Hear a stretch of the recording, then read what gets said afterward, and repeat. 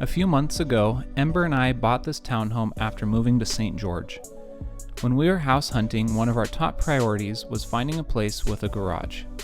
We wanted a garage so bad not just to store cars, but mainly to have a space to work on and store bikes.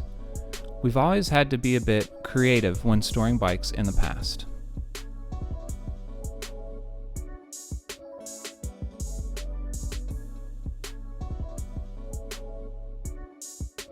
Needless to say, we were pretty excited to be able to get this house and have an actual space to have our bike shop.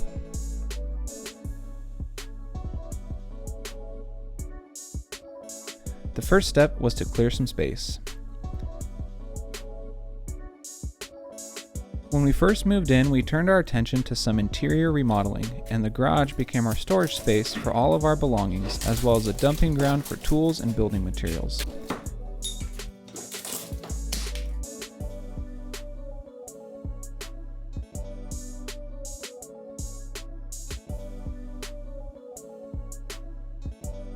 The next step was the paint. White just looks a lot cleaner and makes everything a lot brighter. I bought the cheapest white paint I could find and ended up having to do 2 coats on all the walls. Overall, I am much happier with the white walls than the old yellow ones.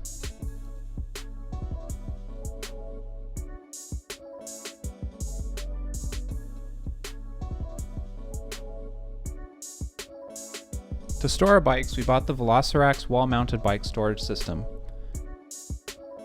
Overall, this rack was pretty straightforward and easy to install.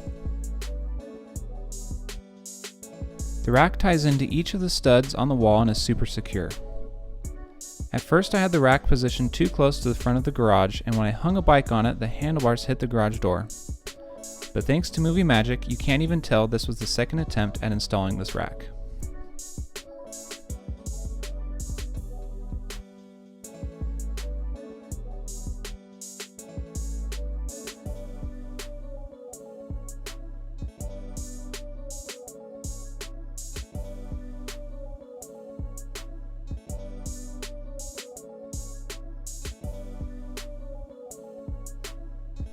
In mountain biking, there's something called the N+1 rule. N+1 means you always need at least one more bike than you already have. If you didn't know, this rule also applies to bike racks. You always end up having one extra bike than you have space for in the rack. Next up was the floor. At some point, the entire garage floor was painted with this dark green paint. I wanted to put down an epoxy floor, but the paint would have interfered with the epoxy adhesion, so the green had to go. Here you can see me experimenting with a concrete paint stripper to remove the thick layers of green.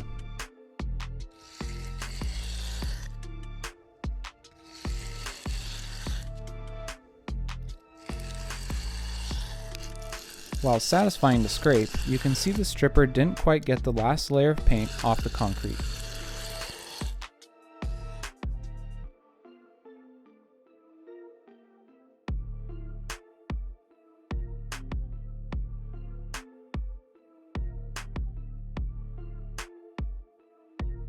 After scraping, I ended up going over the whole square with a diamond grinding wheel. Because I had to grind the floor anyway, I decided to just use the grinder on the remaining squares.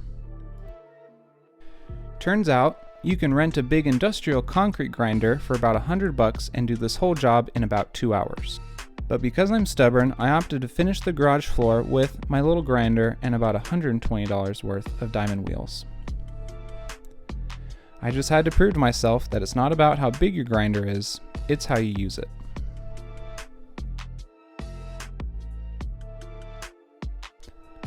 Grinding the floor was by far the most tedious step of this whole transformation. One thing that helped was my dust collection system.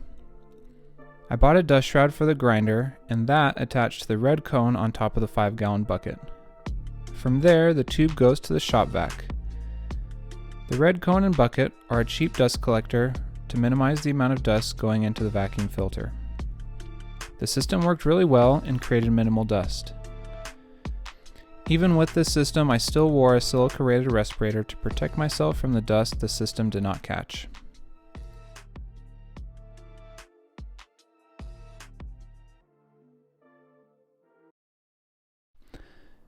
All in all, grinding the floor took almost 3 weeks. I was only able to put in about an hour or two here and there after work. After weeks of a sore back and knees, the floor was finally finished.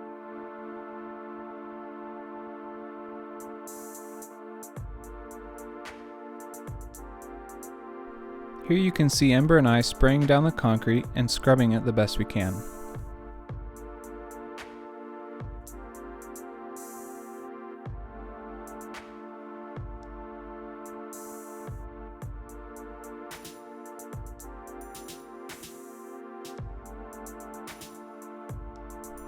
After letting this dry for a few days, we filled in this crack and it was finally time to roll on the epoxy.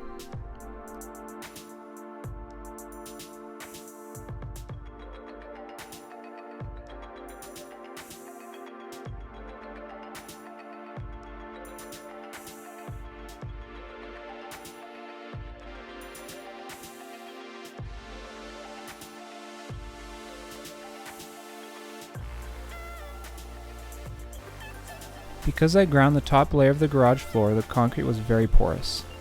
This meant that the epoxy soaked in very well to the surface of the concrete. While the coating will be really durable because of this, it also means that in some areas the epoxy soaked in too well and left dark patches. We tried to account for this in the second half of the garage by applying a much thicker coat of epoxy, but there were still patches that soaked in and dried differently. The product we used is called Rust-Oleum Rock Solid. This is a DIY epoxy kit, so I don't think it is intended to work with resurfaced concrete. A more professional epoxy may have been thicker and cover better.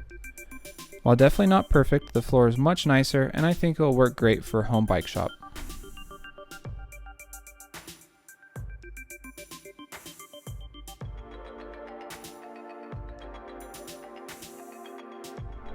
After hanging 2 more lights, I started moving in some of the bigger items off camera, including my toolbox, welding table, and these hooks and shelves for our helmets. In every house we had growing up, my dad always built at least a few sets of 2x4 shelves in our garage. I decided to continue the tradition and copy the design in my garage. By using these steel corner brackets, the shelves go together easily and are very sturdy.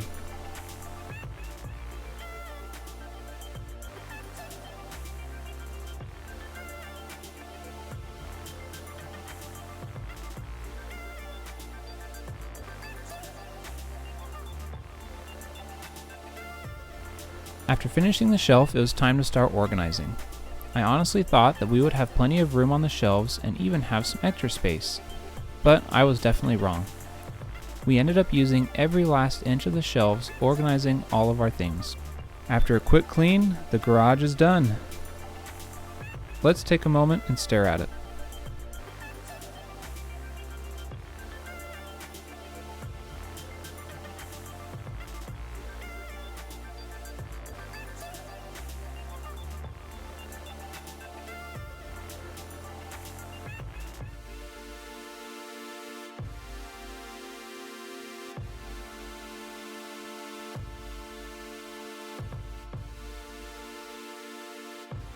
If you made it this far in the video, I just want to say thank you so much for your support.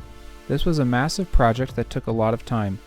It was not easy documenting and sharing the process, so thank you so much for watching.